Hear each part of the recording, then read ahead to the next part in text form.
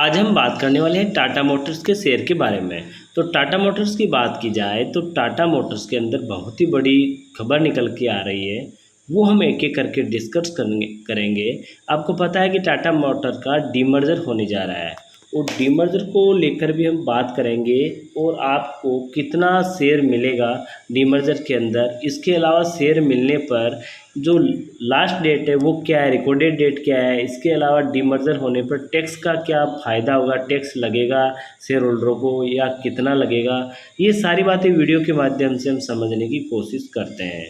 तो हम चलते हैं। तो टाटा मोटर्स का देखा जाए तो 715 रुपये पर इसने क्लोजिंग दिया है और आज के दिन यानी कल के दिन इसके अंदर 0.35% का गिरावट देखने को मिला था।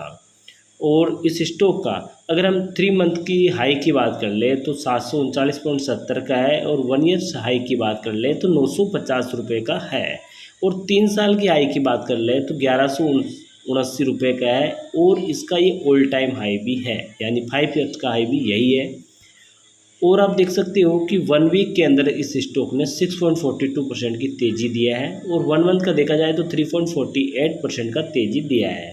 1 मंथ का देखा जाए तो 3.72 यानी 3 मंथ का देखा जाए तो 3.72% का तेज़ी दिया है और 6 मंथ का देखा जाए तो 9.5% का तेज़ी दिया है। 9 मंथ का 9.4% का गिरावट दिया है।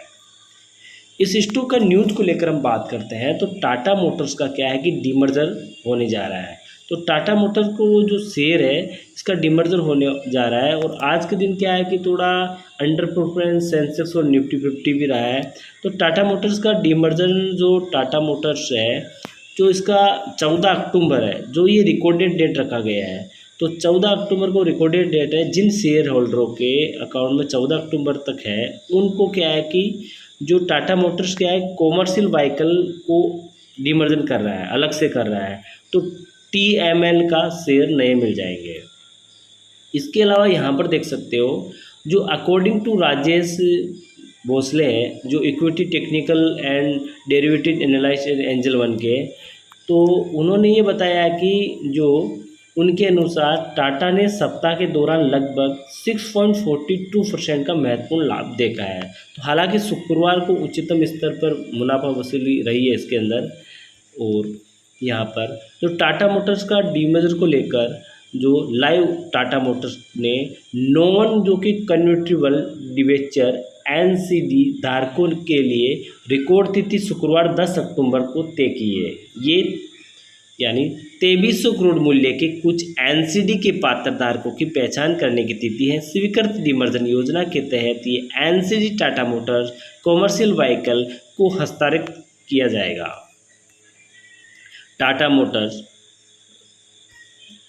जो डीमर्जर लाइव टाटा मोटर्स ने सितंबर यानी 60,907 इकाइयों की अपनी अब तक की सर्वश्रेष्ठ मासिक यात्रा वाहन बिक्री दर की है जो पिछले साल की जो समान अवधि की तुलना में 47% की वृद्धि हुई है और GST दरों में कटौती और नवरात्रि के दौरान बढ़ी हुई मांग के कारण ये वृद्धि हुई है। इस प्रकार वाहन कंपनी ने सितंबर 2024 में 41,313 इकाइयों की थोक को बिक्री की सूचना दी थी।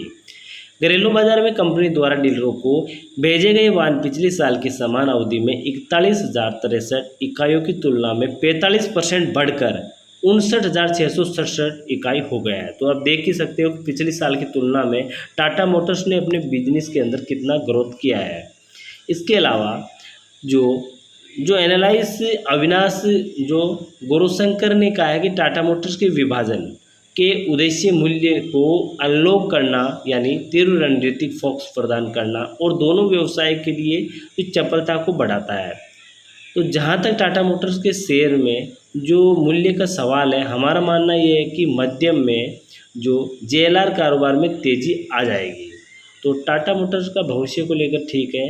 और अगर इसकी हम डीमर्जर की बात कर ले तो अगस्त 2024 के अंदर टाटा मोटर्स बोर्ड जो अप्रूव द डीमर्जर प्रोपोजल हुआ था और मार्च 2025 के अंदर क्या हुआ था कि NCLT order as share holder का वोट हुआ था और मार्च 28 में जो 28 मार्च क्या जो cut off date of voting eligibility कौन कौन है वो देखा गया था और मई 6 को क्या हुआ का शेयर होल्डर को अप्रोच द डीमर्जन के लिए अप्रोच हुआ था। और यहाँ पर देख सकते हो कि 1 अक्टूबर 2025 को डीमर्जन प्रभावी हो गया और वाणिज्य वाहन व्यवसाय को जो TML कॉमर्शियल व्हीकल लिमिटेड में विभाजन कर दिया जाएगा। तो 10 अक्टूबर यानी 2025 में गैर परिवर्तन जो डिबेंचर को जो TMLCV में स्थानांतरित करने की रिकॉर्ड तिथि है। इसके अलावा जो 14 अक्टूबर को शेयर होल्डर की रिकॉर्ड तिथि है। इस तिथि पर टाटा मोटर्स के शेयर रखने वाले निवेशकों को टाटा मोटर्स के प्रत्येक एक शेयर के बदले में TMLCV शेयर मिलेगा। तो नवंबर 2025 में इसमें शुरुआत होगी। तो यहाँ पर भी टाटा मोटर्स के लिए देख सकते हो। और अब देख सकते हो कि टाटा मोटर्स डीमर्जर यानी शेयर होल्डर को नहीं देना होगा कैपिटल गेन टैक्स, लेकिन बेचते समय इस बात पर ज़रूर रखें ध्यान। यानी टाटा मोटर्स के जो बदले में जिन लोगों को शेयर मिलेगा उनको टैक्स नहीं देना होगा, लेकिन बेचते समय क्या है कि उनका टैक्स लगेगा। यानी टाटा मोटर्स ने अपने कॉमर्शियल वाहन और पैसेंजर वाहन के बिजनेस को अलग अलग कंपनियों में बांटने का ऐलान किया था। ये डीमर्जर 1 अक्टूबर से प्रभावी होगा और शेयर होल्डर के लिए खुश खबर यह है कि डीमर्जर के समय उन्हें कोई कैपिटल गेन टैक्स नहीं देना होगा। टाटा मोटर्स ने 1 अक्टूबर से अपने पैसेंजर व्हीकल और कॉमर्शियल व्हीकल बिजनेस को अलग अलग कंपनियों में बांटने का फैसला लिया और इस डीमर्जर के तहत जो इन्वेस्टर के पास 14 अक्टूबर की रिकॉर्ड डेट पर टाटा मोटर्स के शेयर होंगे, उन्हें हर एक शेयर के बदले में नई कंपनी TML यानी कॉमर्शियल व्हीकल लिमिटेड का एक शेयर मिलेगा। यानी इन्वेस्टर के डीमेट अकाउंट में बिना कोई एक्स्ट्रा पैसा चुकाए नए शेयर आ जाएंगे। दिलचस्प बात यह है कि इस पर तत्काल कोई कैपिटल गेन टैक्स नहीं लगेगा, लेकिन जब भी इन्वेस्टर इन शेयरों को बेचेंगे तब टैक्स से जुड़ी गणना बेहद अहम होगी। इसके अलावा ये कैसे तय होगा शेयर की कीमत का बेस। अब शेयर क्या है कि जो TML शेयर मिलेगा उसकी कीमत का बेस कैसे तैयार होगा वो देखते हैं। तो डीमर्जर के बाद इन्वेस्टर को मिले नए शेयर मुफ्त में नहीं माने जाएंगे। दरअसल आपके पास पहले खरीदे गए शेयर की लागत को दोनों कंपनियों के बीच नेट बुक वैल्यू NBV अनुपात के हिसाब से बांटा जाएगा।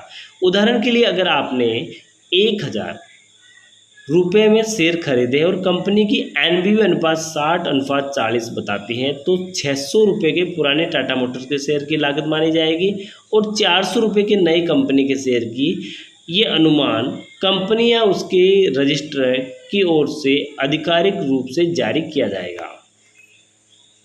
टैक्स कब लगेगा, टैक्स की बात जानना बहुत ज़रूरी है।